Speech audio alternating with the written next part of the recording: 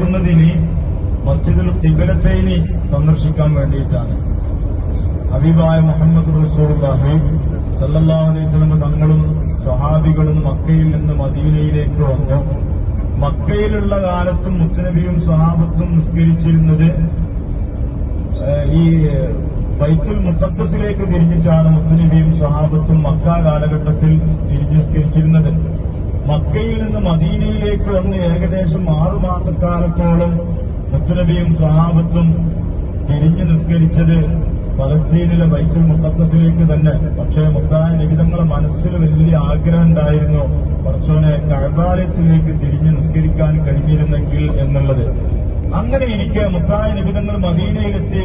മദീനയിൽ ജീവിക്കുന്ന സമയത്ത് ഏകദേശം 6 മാസത്തായപ്പോ ഇവിടെ നമ്മളിപ്പോ കാണാൻ ചെല്ലുന്ന മസ്ജിദുൽ ഖിബ്ലത്തൈനി എന്ന് പറയുന്ന ഈ ഭാഗത്ത് താമസിച്ചിരുന്ന